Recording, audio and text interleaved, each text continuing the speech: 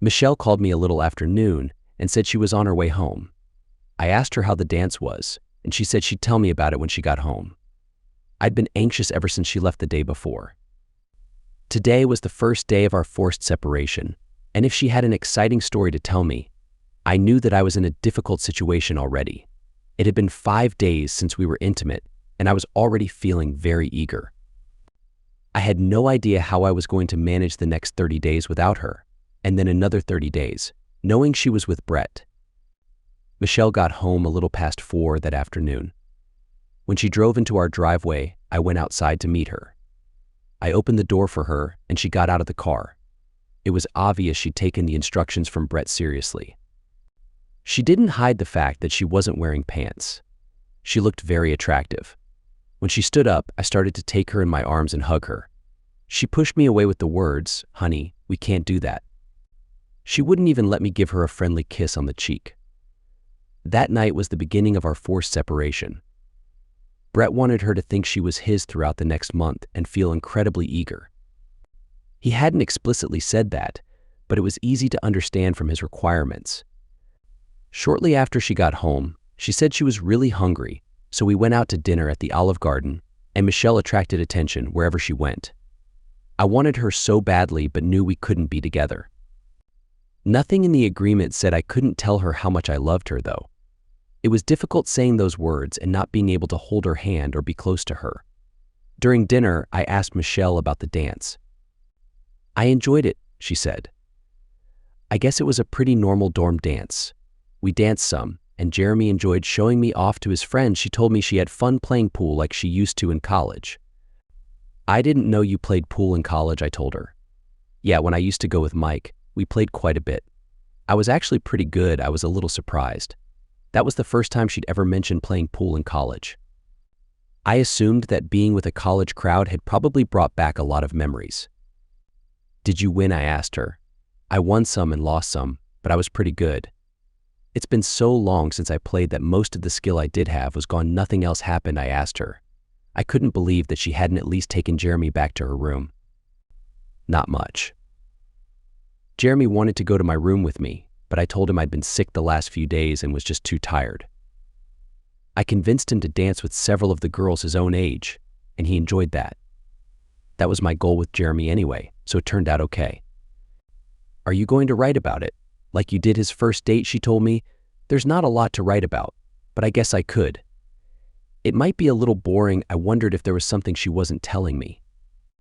It doesn't seem like she'd have driven all the way to Seattle for what sounded like a pretty dull dance.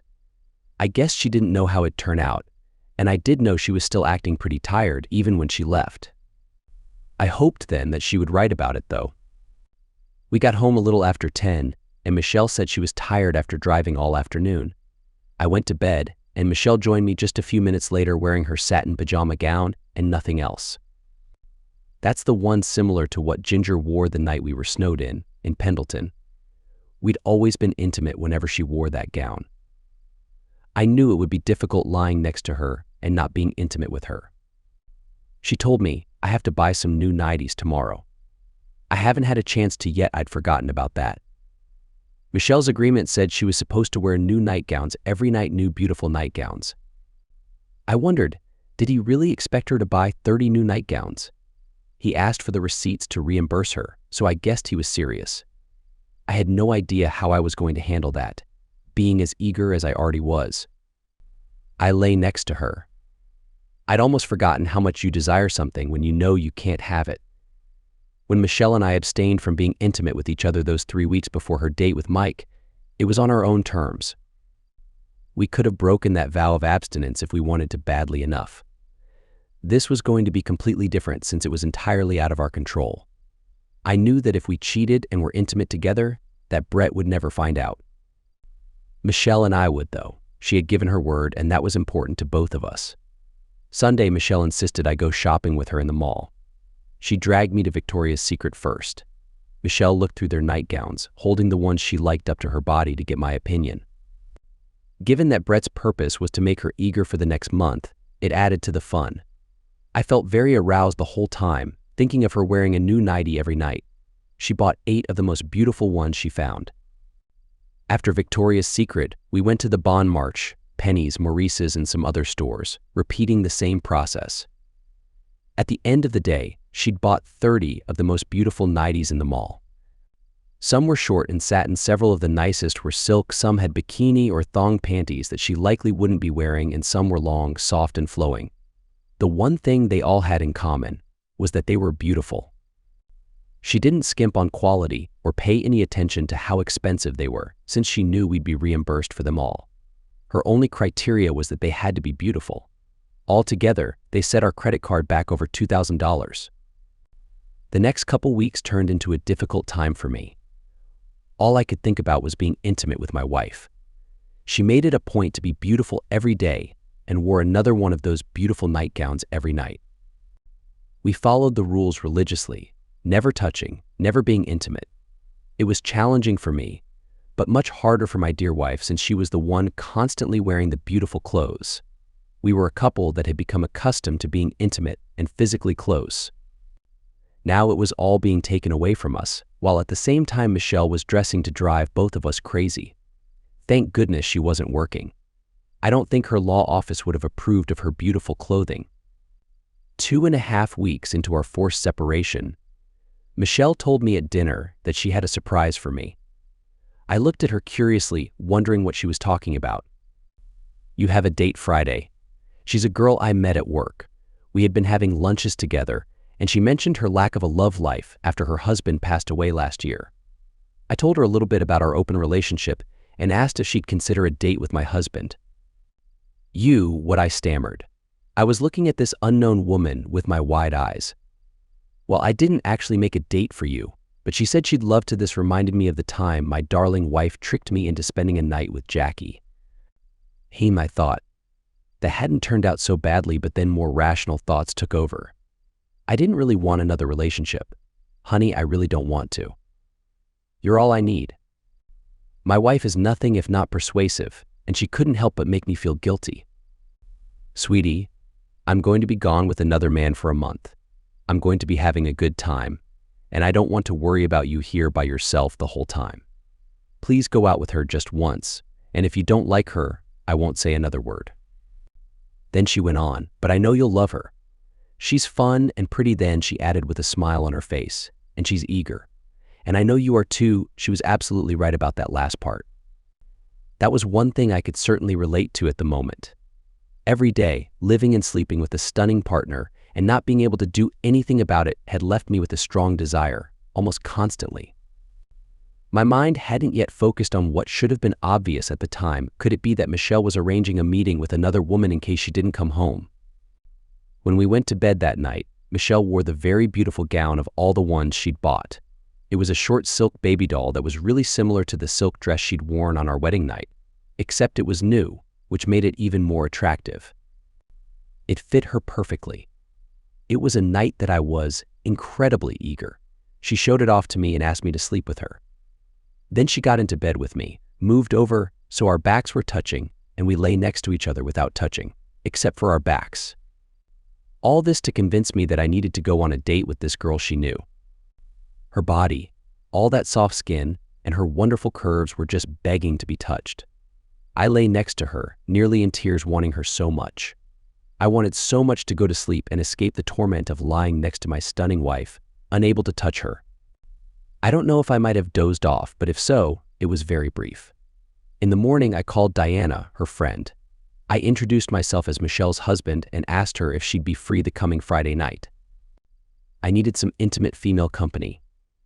When she answered the phone, she had a very sweet-sounding, feminine voice and told me she'd love to have dinner with me.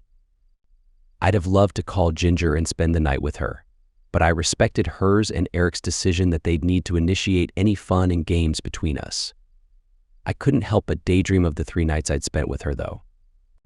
Michelle was thrilled that I'd mustered up the courage to call Diana. She knew that my shyness around the opposite gender was deeply ingrained.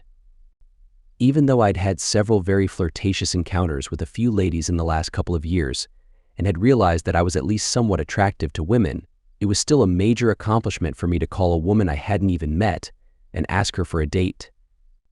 Michelle reassured me that our plan with Brett wasn't meant to make me feel overwhelmed with emotions, only her. She wanted me to have a fun evening with Diana, and then a very enjoyable night. On Friday, I was extremely nervous.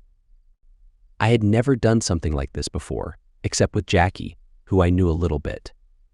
Michelle had kept Diana a mystery, only telling me her name and that she was fun and vibrant. She didn't mention anything about Diana's appearance, age, or other personal details. It was a slow day at work, so I decided to leave half an hour early to give myself enough time to get ready. When I arrived home, I searched for Michelle and found her sitting on our bed, talking on the phone. She seemed unaware of my presence. I overheard her saying, "Yeah, I had a lot of fun too. It was quite an eventful night, wasn't it?" I was curious about her conversation, so I quietly listened in. "Did you see her afterwards?" "That's great.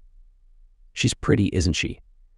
"I hope she appreciates your lovely lips as much as I do." I won't go into all the details of their conversation, but you can guess the general idea. It seemed like she was talking to Jeremy about a new girlfriend since her last date with him. It also sounded like more had happened on that date than Michelle had told me. My curiosity grew stronger, so I sat down on the bed next to her. She turned to me and greeted me. "Oh, hi, honey. You're a little early this afternoon." Then she went back to her phone call. "Jeremy, sweetie, Robert just got home, so I have to go." She giggled. "You too. Bye." After she ended the call, I asked her what the conversation was about. She replied, "Oh, Jeremy was just telling me that he has a girlfriend. I'm really happy for him. What about the lips part? You never mentioned that after you came home from seeing him the other day." Did I forget? Well, he does have really nice, soft lips.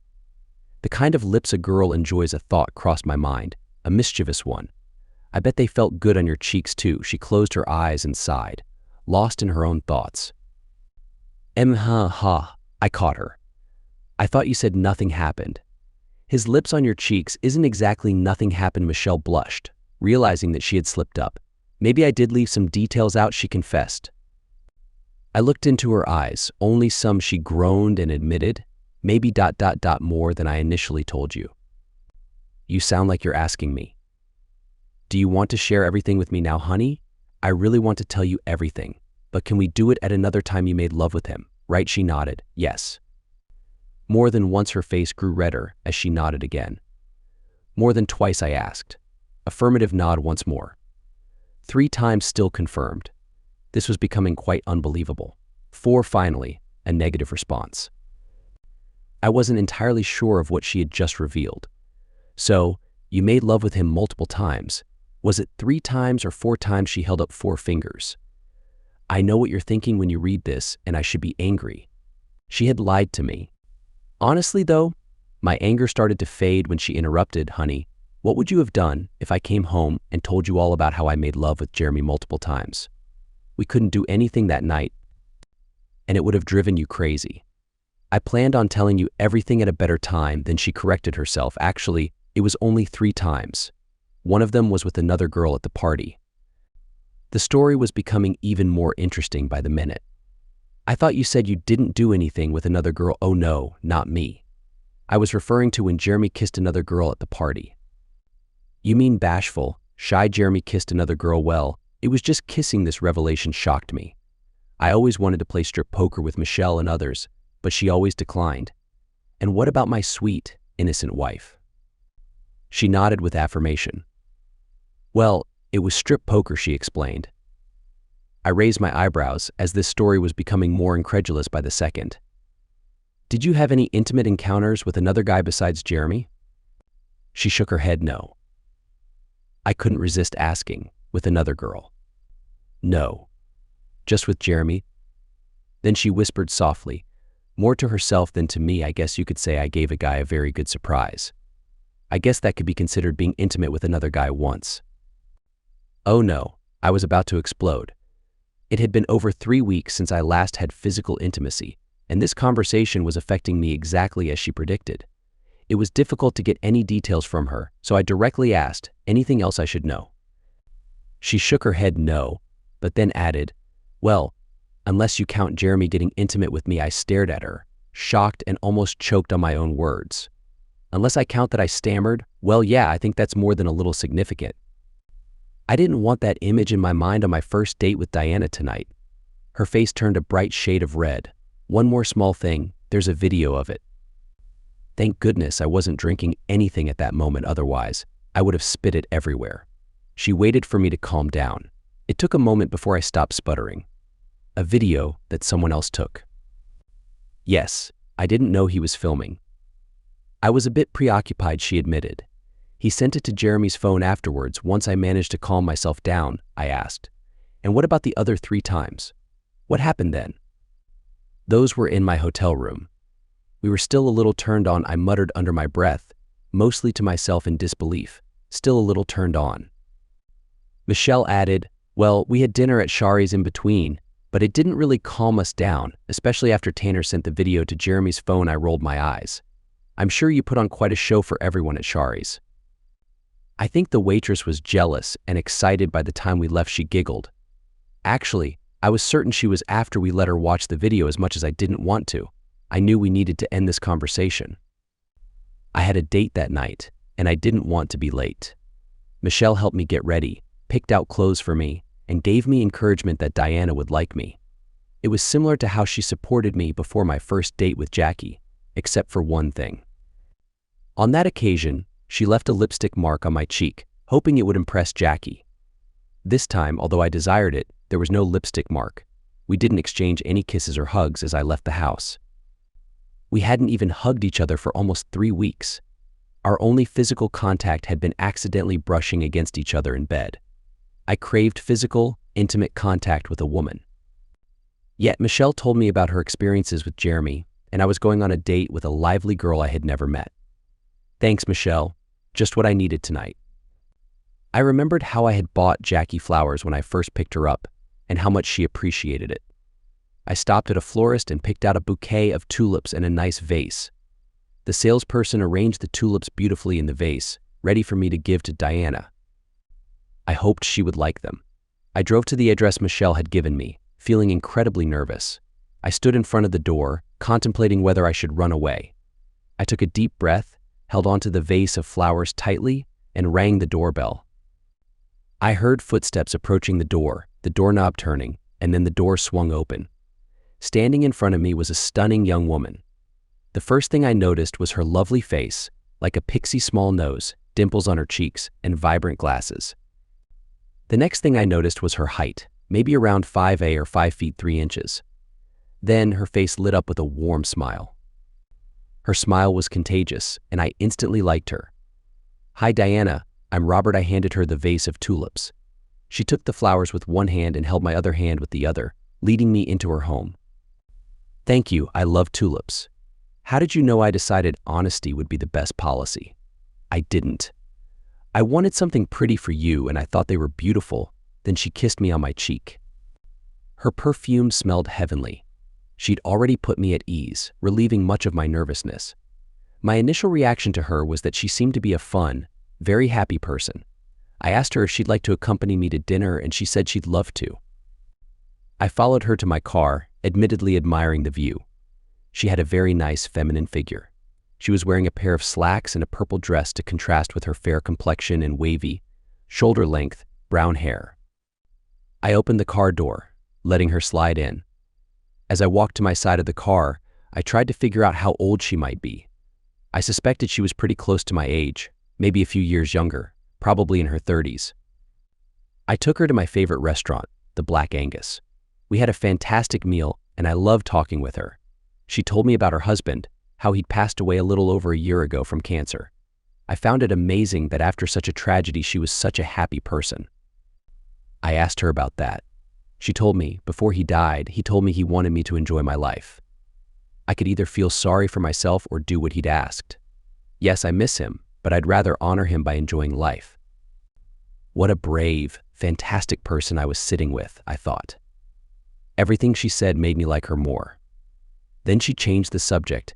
"Did Michelle tell you I'm a pilot? You mean an airplane pilot?" "No, she didn't." "Are you serious? What kind of plane?" "I have a little 2-seat Super Piper Cub. Would you like a ride?" Sometime I couldn't help but grin. One of my biggest fantasies has always been to fly in a small plane. I'd absolutely love it. I've always wanted to do that. "Is tomorrow too soon?" "I'd love to take you up." My grin gave me away. I was thrilled and couldn't wait. "I'm free. You name the time. How about if you meet me at my house around 8? It's so beautiful in the sky at sunset. Can I take you to dinner again? Maybe pick you up at 6 now. It was her turn to grin. Sounds like a plan. We spent the rest of the evening talking about various things. She told me how she came to have the pilot's license, something she'd always wanted to do. She said her husband had talked her into taking the lessons a few years ago, and she's enjoyed flying ever since. She bought the plane with her insurance money as a final gift from her husband. I was more than impressed at what an independent woman Diana was. When Michelle had told me that Diana was someone she'd met through work, she hadn't told me that Diana actually owned her own auditing business. She has 4 employees, including 3 other auditors and her office manager. We weren't sitting in Trisha's section, but Trisha had seen me and stopped at our table in a brief lull. I introduced Trisha to Diana, explaining to Diana that she was a longtime friend. Trisha said she and her husband had gone back together and thanked me and Michelle for prompting her to reach back out to him. I'd already heard that and told her how happy we both were for her. I think our conversation impressed Diana as she asked me how we'd helped her. I don't know. I guess maybe just showing her that she could put her problems with him in the right perspective, and to help her to realize she still loved him. It actually did feel pretty good that between Jackie, Michelle, and me, we'd helped bring a couple back together. Trisha and I had a lot of fun together, including finding out about her flying kitty cat, a series of dreams she revealed when she'd been hypnotized at the Main Street show of the Pendleton Roundup, then again that night in our hotel room. I liked her a lot and was happy for her. We sat in the Black Angus talking until shortly after their closing at 11. Then we sat in the car and continued talking and learning about each other. We held hands, but I didn't want to go further than that until we got to know each other more. Jackie and I had slept together on our first date, then went through a dating process. Yes, I definitely wanted to sleep with Diana, but wanted to do it in the right order and when she was ready. We realized it was past midnight, and I drove her back to her house. At her front door, she didn't invite me in but told me what a wonderful evening she had. I told her I had too. Before I left, she kissed me. When she broke away, she seemed to make me a very nice promise. Tomorrow, she said. I told her how much I was looking forward to seeing her again. My heels felt like clicking together as I walked back to my car. I liked this girl a lot and knew it would be very easy to fall for her. I drove slowly toward home, making a few detours along the way, and didn't get home until nearly 1 a.m. I couldn't have been more pleased with my first blind date. Michelle was still up, waiting for me. I wasn't sure why, since I knew she expected me to spend the night with Diana. As soon as I walked in, she asked me, "Well, how'd it go? Did you like her?" I grinned at my Michelle. "It was fantastic. You were right, she's a wonderful girl." She patted the couch next to her. "Well, sit down and tell me about it." "Let's go to bed first." When she exited the bathroom wearing another one of her new nighties, I had to close my eyes for a little bit and gather my strength for what I was about to do. She looked so amazing, and I was so excited. That kiss from Diana hadn't helped calm my feelings either. Oh, how I wanted to hold Michelle in my arms and be intimate with her. Usually when we related our stories to each other, we did it while we were cuddling, adding immeasurably to our emotional connection. Diana and I had so much fun. We went to the Black Angus and sat in one of the back booths where we had privacy. We slid as far back as we could, and I kissed her. Her lips are so silky soft. She kissed me back. I paused a little bit to let that image soak into Michelle's mind. I thought that at least the part about Diana's lips being so soft was true. I was already feeling aroused, but my thoughts about those lips were making me even more excited and breathless. It reminded me of the time at the Black Angus when I was there with Michelle and Sean. Trisha had interrupted their romantic moment. I couldn't help but smile, as I remembered explaining to Trisha that I was Michelle's husband and Sean was her boyfriend. I went on, embellishing the truth a little more to Michelle. When the waiter brought our dinner, we couldn't take our eyes off each other. The only thing I wanted was to get back to her house. I watched Michelle starting to rub her hands on her back and sway them slightly while she softly sighed. When we finally finished dinner and drove back to Diana's, we didn't make it past her couch until we were fumbling with our clothes and kissing. I sighed, partly for effect and partly because the story I was telling was turning me on too. Her skin is so soft and my hands were all over her. Remember that first time you and Sean made love, how you told me you started undressing as soon as you were in his house, and he was inside you almost before you were on the bed? That's how it was with me and Diana. Oh, honey. It felt so incredible when I entered her. I continued with my little story. I could tell when Diana's pleasure hit her. It had been a year since she had been intimate with someone, and she's definitely expressive. Michelle's hips were writhing, and her head was rolling back and forth. I held her hand so she couldn't touch herself. She finally said something meaningful. Honey, please let me enjoy myself. Just once. Did you know Diana is a pilot and owns her own airplane? What? No. Oh my goodness, I was still holding Michelle's hands away from her. She's going to take me up tomorrow after I take her to dinner again. Oh, by the way, everything I just told you. None of it happened. We just talked the whole evening. Michelle's eyes popped open and she looked straight at me. You trickster. You did that on purpose. I couldn't help but chuckle. Yep, I did. And it was so much fun. Now, go to sleep. The next morning, Michelle was a little distant with me. I was in the kitchen with my morning iced tea reading my Kindle when she walked in wearing the same nightgown. Her hair was a mess, no makeup. She looked so attractive. She went to the refrigerator for the milk, then poured herself a bowl of vanilla almond cereal without even looking at me. She finally looked at me and I was glad to see a smile start to form on her face. I have to admit that last night was kind of fun. You're pretty convincing with your stories. You know she really is a pilot and has a plane, a Piper Cub. You didn't know that. No, she never mentioned it to me. Watching my wife dressed like that made having a normal conversation with her very difficult. My excitement started to build in me. Naturally, Michelle noticed, looks like someone's starting to wake up this morning. Yeah, it's kind of hard not to. The way you're dressed, I know how I could help you. But you know about the no touching rule now. The flirting was definitely on the other foot. I think I better get dressed. I got up and was walking down the hall to our bedroom when I heard Michelle behind me. I'm just going to wear this for a while. I'm so comfortable. Oh, how I was looking forward to my date with Diana that evening. My wife was driving me to total distraction. It was a nice warm day and the grass was getting tall, so I figured what better way to kill some time and use up a little energy than mowing the lawn. I pulled the mower out of the garage and started with the front yard. When I moved to the back, the view was a little distracting. Michelle had changed into one of her bathing suits and was sunning herself on our back deck. I finished a little after 2 and joined Michelle with a glass of iced tea and a tuna fish sandwich she'd made.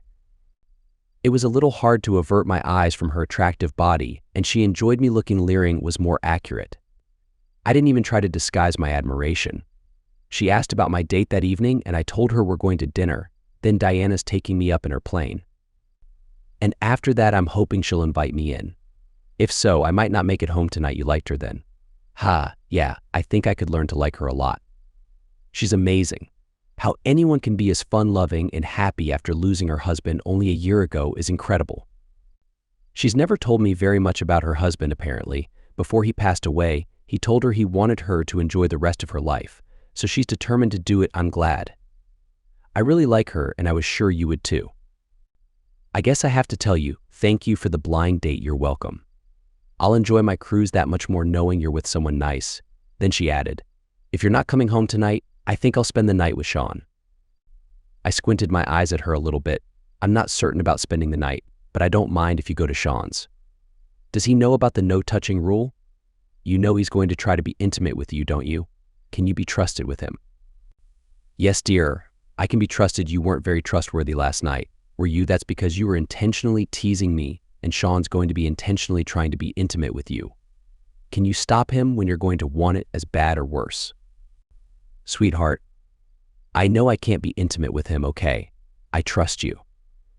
What are you going to wear with him? I have clothes there, and I'll take one of the new nighties. I want to pick one out for you to wear with him.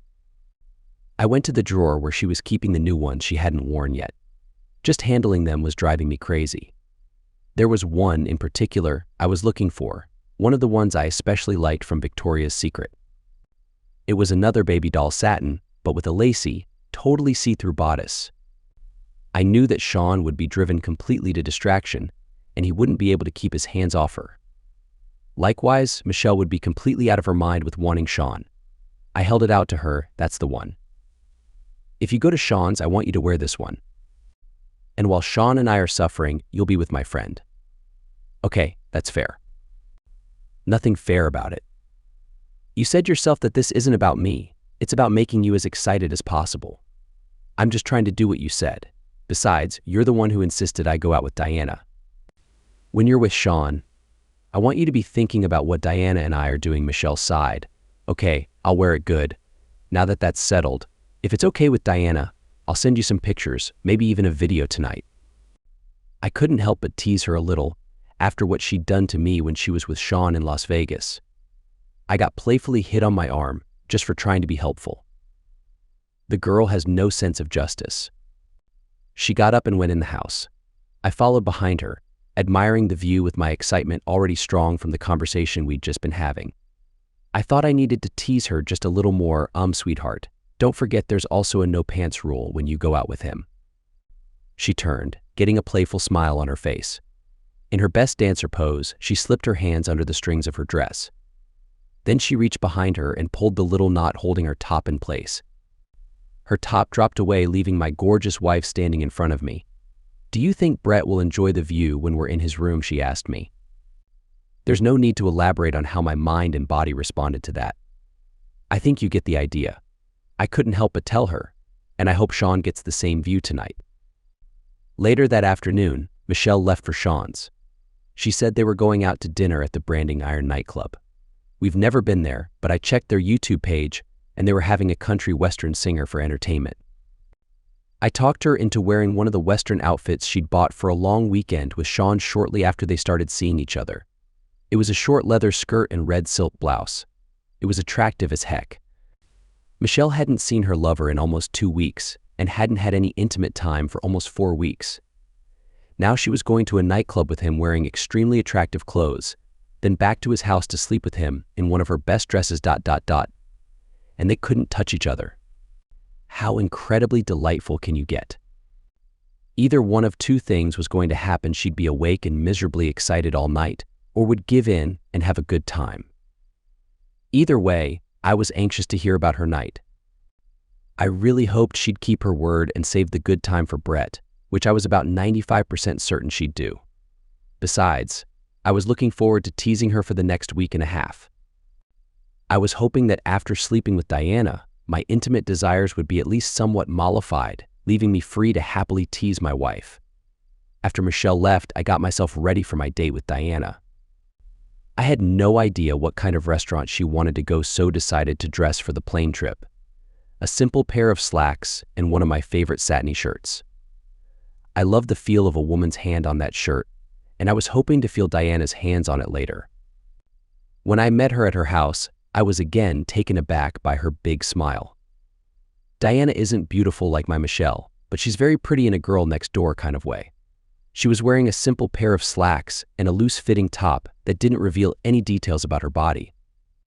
She suggested she drive since she knew where the airport was and had an excellent restaurant in mind where she'd been wanting to go for quite some time.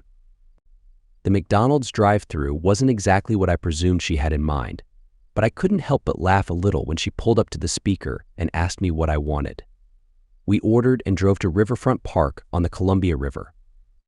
She found a secluded spot to park, and we sat in the car eating our dinner and talking.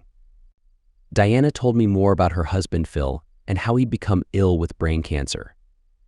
After it was diagnosed, the doctor told them he likely only had a few months left. She told me that after the initial shock and tears, they talked for hours and hours about what he wanted for her after he was gone.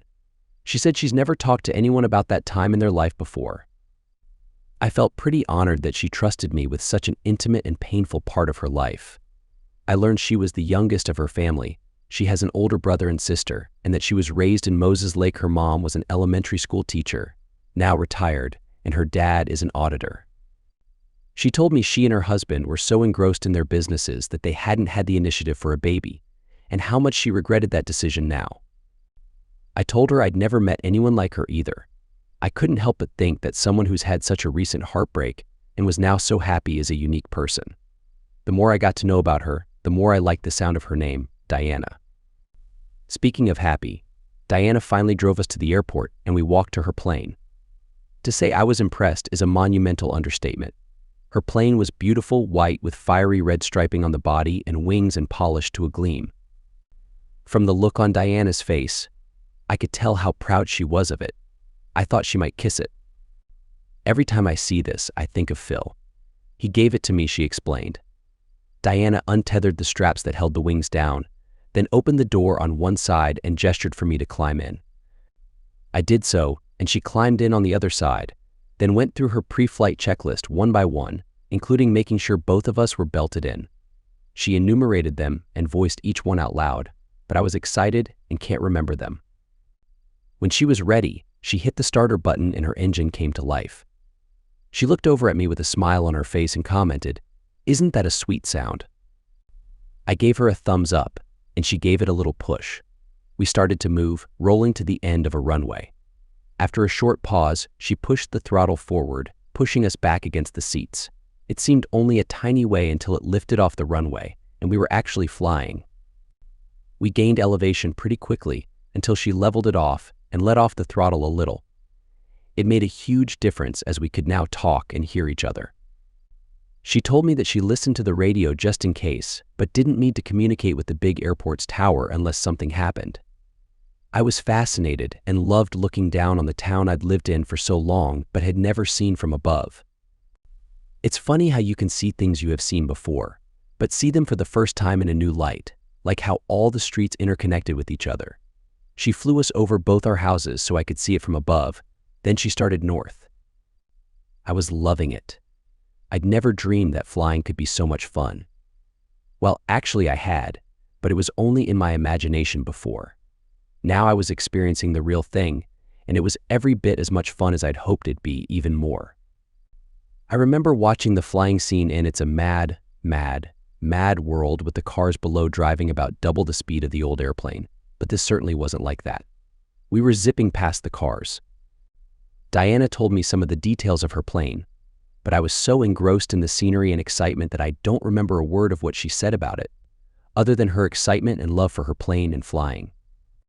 We flew for about an hour north, over Dry Falls. Michelle and I had been there a few years before.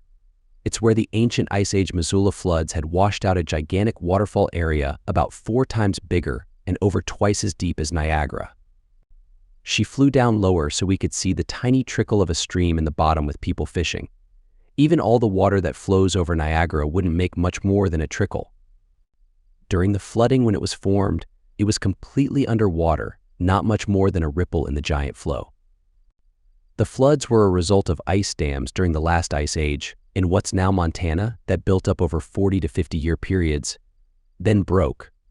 They've estimated that the water flow would have been equal to approximately 10 times the flow of all the world's rivers combined. It's truly fascinating. Look up Dry Falls, Washington on Google. Seeing it from the air was magnificent. She turned around and we went home over a different route, past Moses Lake and the potholes areas. That's where the floods gouged out little potholes up to a mile or so in diameter and several hundred feet deep. Still, they were tiny in comparison to Dry Falls. On the way home, she asked me if I'd like to fly her plane. I looked at her a little askance, and she assured me it'd be okay. She showed me how to control the plane and let me use the wheel, not really a wheel, but I don't know for sure how to describe it. It was incredibly exciting. I tilted one way then the other several times, flying higher and lower over and over again. I could certainly understand why Diana was so excited about her flying. When she decided it was time to return to the airport, she took the control away from me. Darn, I wanted to land it. Maybe it was just as well I didn't. It did look a bit more complicated than going up and down or back and forth. Plus the minor fact that with her doing it, we'd actually stay safe. After we landed and rolled to a stop at her little garage area, she shut down the engine and went through another checklist that was embedded in her mind. She said she'd come out the next day and refuel it. Diana was quiet on our way back to her house. Her house was beautiful. It's 2 stories with a big yard in one of the nicer neighborhoods of Richland, set fairly high on a hill where it overlooks the town and the Columbia River. She has a big picture window in her living room with a magnificent view of the river. I could tell she was nervous, definitely not the confident woman she'd been in her plane a short while ago. She showed me her kitchen and asked if I'd like something to drink. I told her I'm not much of a drinker, but maybe a glass of iced tea would be good if she had it. She laughed a little and said, "I think I have something better than that." She went to the kitchen and poured some fruit juice, orange juice and ice into her blender. It's whipped cream juice. Mixed like this, it tastes like the fruity ice cream we used to get when we were kids. It actually did taste good, and just like she said, like the mixed fruity ice cream. We sat on our couch, at opposite ends. Her hands were shaking when she drank, so I told her, "Diana, it's okay. We don't have to do anything else tonight." "No, I really want to. It's just that it's been so long, and I'm a little scared. I think I understood what she was thinking. I remembered my first time with Jackie, how scared I'd been that night, but also how good it had turned out. Do you want to just sit and talk a while? Maybe tell me a little more about Phil." She closed her eyes like she was trying to remember. We met in college at Oregon State. We were both taking a business class. I guess it was pretty typical. Girl meets boy, girl falls in love. We were kids. It was winter. We dated the rest of the semester. When I went home for spring break, I realized how much I missed him. She paused a little bit, and when she started talking again, it was barely a whisper. The first time we kissed, it was March in Corvallis. It's so pretty there in the early spring that we just took a walk through the park and held hands. We sat on a bench with the moon shining on us. She laughed a little. It seems like such a cliché, but it was special to us. He kissed me and asked if I wanted to go back to his apartment with him. How could I say no when I wanted to so badly? We made love that night. It was the most special night of my life. I couldn't take my eyes away from Diana as she told me her story. I think she was very close to tears, remembering and telling me about something so special to her. We got married that summer, and our happiness never died down. She wiped her eyes a little until Phil got sick. We went to the doctor with his headaches, and after some tests, he gave us the news: brain cancer. It was too far gone, inoperable. I scooted over to her and held her hand. She wasn't crying, but was very close. It was 4 months. He was in and out of the hospital, but all they could do was control his pain a little. Before he died, he told me he wanted me to be happy. He died in his hospital bed a little over a year ago. I wanted to bring him home, but he refused. He said he didn't want me to remember our house that way. He wanted me to remember all the happy times instead. I was sitting next to Diana, holding her hand, totally amazed at what she'd gone through and what a strong woman she was.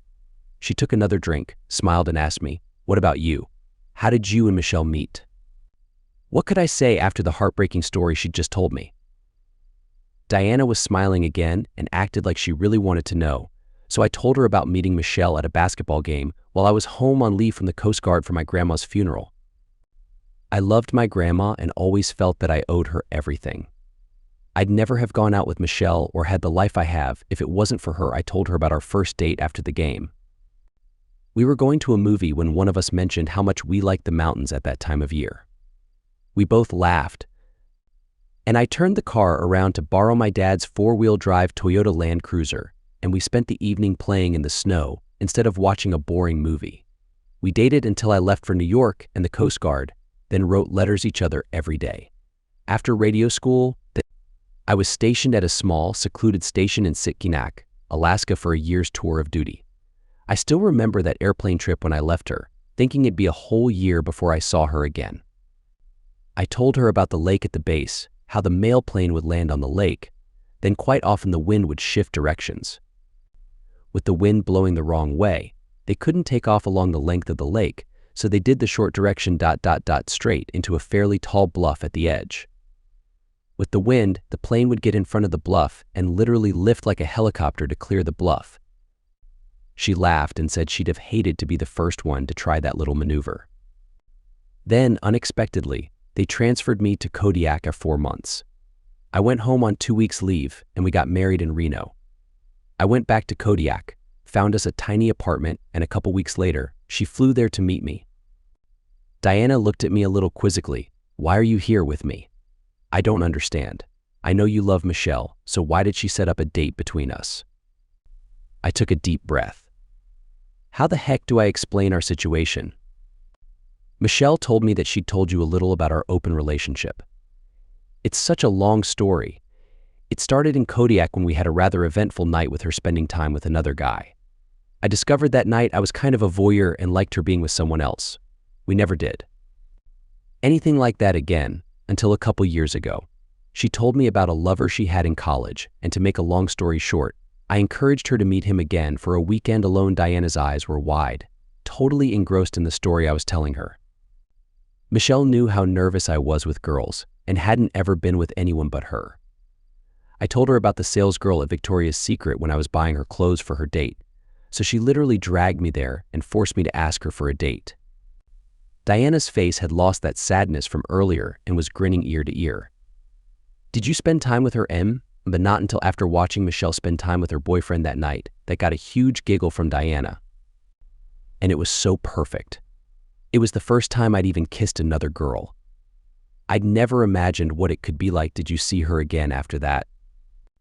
"We had a special friendship for about a year until she moved away last year, but we stayed close friends. She just got married not long ago." "Michelle was one of her bridesmaids. Was that difficult for you, seeing your friend marry another man?" I took a moment to think back to that day before responding. It was. I have to admit that I still had feelings for her. However, we knew from the beginning that we could never be together. I was happy to see her so joyful with her husband. I think we will always remain close friends. Is Michelle still dating the guy from college? No. They dated for a few months, but he became too serious and wanted her to leave me and move in with him. I paused, unsure of how much more to share. With a smile, I added, "She's now seeing someone new who she absolutely adores. Are you afraid she will leave you?" "Sometimes it does worry me a bit. It's a little unconventional, I suppose. I enjoy her having friendships with other guys, and the uncertainty makes it more thrilling." I could see her thoughtful expression. "I could never do that. I couldn't stand seeing my partner with someone else. But I can see how it could be exciting." She then asked me, "Where is Michelle now?" "She's spending the night with her boyfriend." I didn't mention that she would soon be going on a month-long trip with a very wealthy and attractive guy. Diana looked deeply into my eyes, and it felt as though I could peer into her soul. I had never met someone quite like her before. She softly asked, "Will you give me a hug?" I was already beside her, still holding her hand. I leaned in, and she mimicked my movement, closing her eyes as we hugged. Her lips were tender, and I slightly tilted my head so that we wouldn't bump noses. After a while, she reluctantly pulled away, her eyes still closed, and whispered, "Let's show our affection." I was elated. I desired her so intensely. "Are you sure? Please, I want to feel loved again." She got out from under me, took my hand, and led me up the stairs to her bedroom. Once inside, we hugged again. I guided her in front of her dresser mirror, turned her around so she faced away from me, and began helping her with clothes. Her hands trembled as she helped me unbutton it. When her blouse was open, I carefully helped her remove it. Standing in front of the mirror, I wrapped my arms around Diana as she stood there. "You are beautiful," I whispered to her. Diana unsnapped her jeans and slid them down. I couldn't resist caressing them with my fingers, feeling the softness and the firmness of her body. Diana let out a soft noise, and her fingers intertwined with mine as we got intimate. She turned around, her fingers trembling, as she started unbuttoning my shirt. I began at the bottom, and she started at the top. When she opened my shirt, she hugged me, driving me wild. My hands trembled as I struggled to undo the button of my pants. Eventually, I managed to push them and my boxers down. That night, we got close to each other and got intimate. We had a great time, better than I had expected. We fell asleep cuddling each other. I was thanking my wife for that beautiful night. Afterward, we were both sweaty and warm. We lay on top of the covers, holding each other. The next morning, I woke up to find Diana looking at me, tears streaming down her face. Instantly, I was wide awake. I gently wiped away her tears with my fingers and asked her what was wrong. She sniffled, the tears making it difficult for her to speak. "I can't do this. Last night was incredible, but I can't love a man knowing he isn't mine." I thought I could, but it's too painful. I was at a loss for words. I felt incredibly small, maybe even smaller. All I could manage to say was, "I'm sorry." She placed her finger on my lips. "No, don't be. You showed me that I can love again. You gave me a beautiful night." Tears welled up in my eyes as well. "But I can't do it again." Then her expression brightened a bit. "Can we still be friends, though? I would love to take you flying again. We just can't do that again." I smiled at her, unsure if we could truly be just friends. It seemed unlikely, but I told her I would like that. "You are an amazing woman. Someone is going to be very fortunate. Can I make you some breakfast?" She wore her dress to make breakfast. We talked about many other things. She shared stories about her adventures purchasing the plane and the places she had visited. I couldn't help but think about how much more she would enjoy those experiences with someone she loved to share them with. After breakfast, I kissed her on the cheek, expressed my gratitude for the flight and the incredible evening, and then left. I couldn't help but bask in the beauty of Diana's character. Before leaving, I asked if she could do me a favor. "If you happen to speak to Michelle, please don't mention that we won't be intimate anymore. I want her to believe that we are still together." She grinned mischievously and playfully swatted my behind. Naughty man. "Okay, for Michelle's sake, we are passionately in love and will spend every moment possible together." I grinned back at her. "Thank you. I will explain it to you later." When I arrived home, Michelle hadn't returned yet. I secretly hoped that she had a restless and frustrating night with Sean. Perhaps it was a cruel desire on my part. I had one more week to tease her, and I wanted to take advantage of it. I think my intention was to distract myself from what could have been with Diana. I knew I couldn't leave Michelle for her, but we could have had so much fun. As I pottered around the house, waiting for Michelle, my thoughts kept drifting back to Diana and what I could do for her, if anything. One particular idea entered my mind and lingered, insisting to be contemplated further before taking any action. Finally, Michelle arrived home around 9 in the evening. She shared that they had both slept in, taken a drive, and enjoyed a nice dinner. I was mostly curious about what they had done the previous night, so I asked her, "How was your night? Did you wear the nightgown?" She blushed slightly, her face turning red. "No," she replied.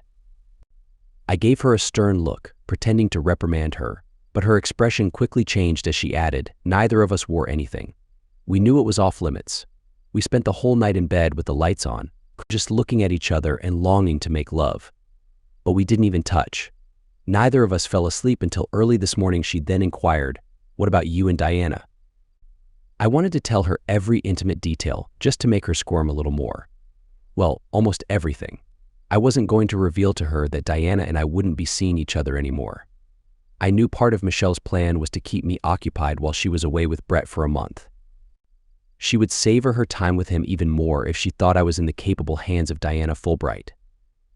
I wasn't going to burst that bubble and dampen her excitement. When bedtime came, I suggested to Michelle that she wear the black teddy from Maurice's. I wanted romance to be the foremost thing on her mind when I was telling her about my night with Diana. Usually, when we tell each other our love tales, we do it while we're cuddling.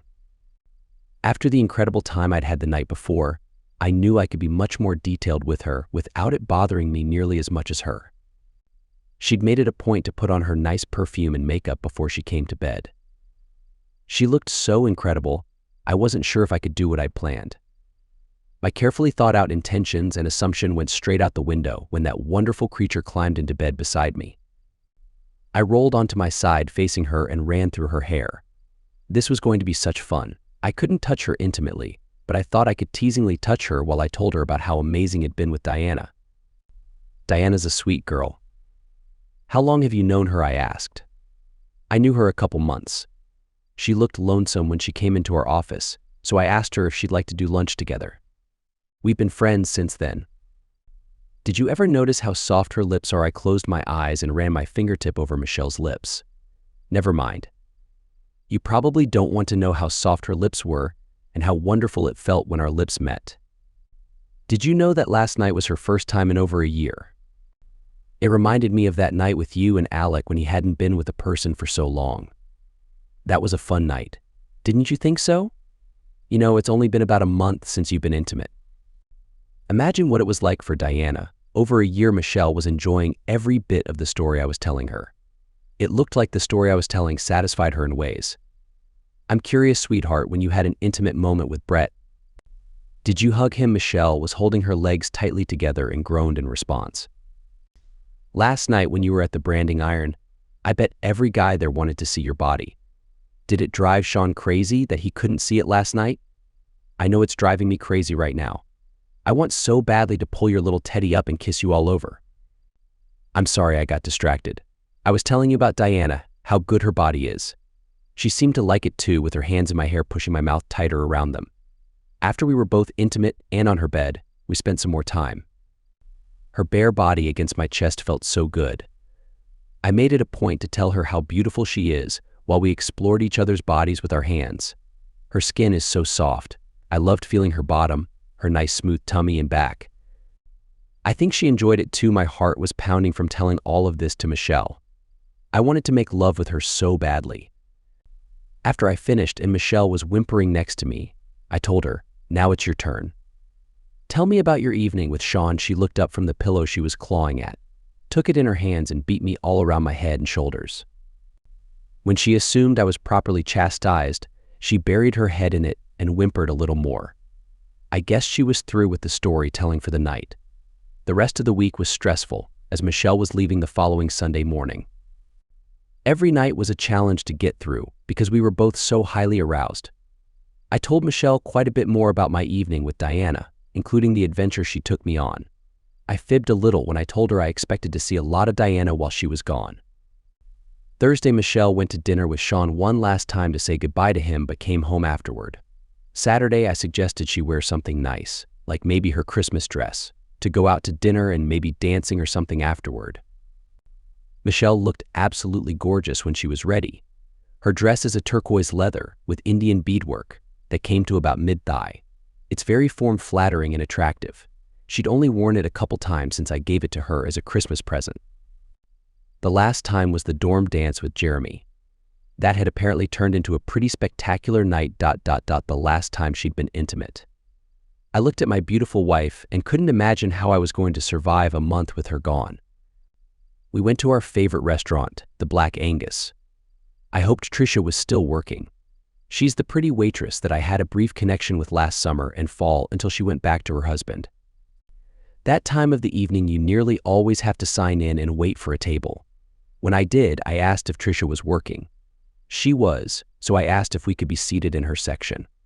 The hostess told us it'd take a little longer, but it was worth the wait to Michelle and me. She really liked Trisha too. They give you these little light thingies to let you know when your table's ready. We waited in the lobby for about a half hour or so until our light flashed. The hostess seated us and Trisha got a big smile on her face when she saw us and asked what we'd like to drink. She told Michelle how beautiful her dress was, so Michelle had to scoot back out of the booth and model it for her. I was beaming, proud of myself for finding and buying it. Every time Trisha came to our table, we talked a little. Michelle told her that she was going to be taking a vacation to visit friends and planned to be gone quite a while. I suggested to Trisha that after Michelle got home, we'd love to have her and her husband to dinner some night. No, I didn't have any ulterior motive like seducing Trisha again. I just thought that since we'd been partially responsible for them getting back together, it would be nice to get to know them both a little more. We'd never met him. Trisha beamed and thought it sounded like a wonderful idea. We had a wonderful dinner. Michelle had a chicken salad with blue cheese dressing, and I had a wonderful ribeye steak. Our food was good, the atmosphere was fantastic, and we had a wonderful waitress. What more can you ask for in a nice last dinner with your wife? I left out the part about my longing glances toward her all evening. Realizing that this would be our last dinner together for a month certainly put a damper on the evening. When we left, I had intended to take her to the Honey Buns Exotic Dance Club for the rest of the evening. I knew it'd be the ultimate turn-on for her. In the end, I couldn't do that though. The time for teasing had passed. That night was the real thing, the last time I'd see her for the next month. The last time we'd sleep together for a long, long time. When we went to bed, Michelle wore the nightie that I thought she was going to wear with Sean that night, the best one she'd bought. We lay in bed, just looking at each other most of the night. I was very nearly in tears from wanting to hold her and caress her so badly, much less make love with her that last time. Emotionally, it reminded me a lot of my last night with Jackie before she left for Montana. The big difference was that Jackie and I had made love several times during the night. Our last day together was horrible. I felt like crying almost constantly but tried not to show it. We slept until late morning, then I made her sourdough waffles for breakfast. It seemed like we'd barely finished eating when it was time for us to go to the airport. Her flight left Pasco at 2:15 in the afternoon. The first leg was to Seattle, then a 3-hour layover until her 6-hour flight to Miami. We drove to the airport in silence, both of us lost in thoughts about the month ahead. I knew I could trust my wife, but this trip was more than either of us had ever imagined. I parked the car in the short-term parking lot and went to the trunk to retrieve her luggage. It wasn't until I'd opened the trunk that I remembered there was no luggage. Nothing at all, except the clothes she was wearing and her purse. I wish I could say we walked through the terminal, holding hands with our fingers intertwined, but we were still bound by that agreement we made. We hadn't even held hands for the past month, and we couldn't break it then, even though I craved the physical connection with her. Teasing her had been fun, but the past month had been incredibly challenging, and I knew the next one wouldn't be any easier. The Pasco airport is smaller compared to others, but the security rules are still strict. She had to check in early, and after going through the metal detector, we couldn't be together while she waited for her flight. We stood in front of it for a few minutes, gazing into each other's eyes with tears streaming down our faces. "I love you," I told her. She wiped her cheek and replied, "You too. I'll call you when I get to the hotel." We couldn't even embrace. Michelle turned and joined the short line for security check. I watched her go through the metal detector without any problems. She turned back towards me, and we blew air kisses at each other before she disappeared into the gate waiting area. The ride back home from the airport felt like the longest 12 miles I've ever traveled. The house felt cold and empty when I arrived. I sat on the couch for a good hour, staring at the television, even though it wasn't turned on. It didn't really matter. It was just the noise in an empty house. I had no idea how I would cope with this for a month, especially knowing that my wife would be spending that month with another person. She called me during her layover in Seattle. I've never heard a voice so sweet. I don't remember what we talked about. It didn't matter. All I needed was to hear her voice. We were on the phone for about 45 minutes until she mentioned that her phone was dying and she needed to find something to eat. I wandered around the house and eventually drove myself to McDonald's to get something to eat. She wasn't scheduled to arrive at the hotel until around 3 in the morning. I turned on the TV in the bedroom and climbed into bed, hoping to get some rest. Unfortunately, sleep eluded me as the hours slowly ticked away. I kept my phone in my hand, hoping she would find an opportunity to call, even though I knew she wouldn't be able to from the plane. Finally, at 3:15 in the morning, Michelle called again. She said she was at the hotel check-in counter. She didn't have to find a taxi as Brett had a car waiting for her. They went to the hotel together, which she said was near the airport. I lied to her, telling her I was fine and that I had been sleeping before she called. She said she managed to sleep a little on the plane, although I suspected she probably wasn't telling the truth either. We spoke for a few minutes until she had to check in. We both knew this would be our last conversation, so tears were flowing freely from both of us as we said goodbye and hung up. After I ended the call and lay there for another minute, realizing that I wouldn't hear from her for another month, I knew I couldn't do it. I couldn't let her go with him, money be forgotten. We could reimburse Brett for his flight expenses, but I needed her to come home. The realization hit me that I might never see my wife again. I had tried to convince myself of how much I trusted her, and I did, but this was too much. Fear washed over me suddenly, knocking some sense into me. It couldn't have been more than 2 minutes after we spoke that I called her back, urging her to come home tomorrow. Unfortunately, her phone went straight to voicemail, and I realized she must have given up her phone at the hotel. Panic surged through me. I knew I couldn't do it. I couldn't let her go through with it. I rushed to my desk, trembling, and looked up the phone number for the Hyatt in Miami. There was only one. My fingers shook as I dialed the number, full of panic. It took me 3 attempts to finally get the number right.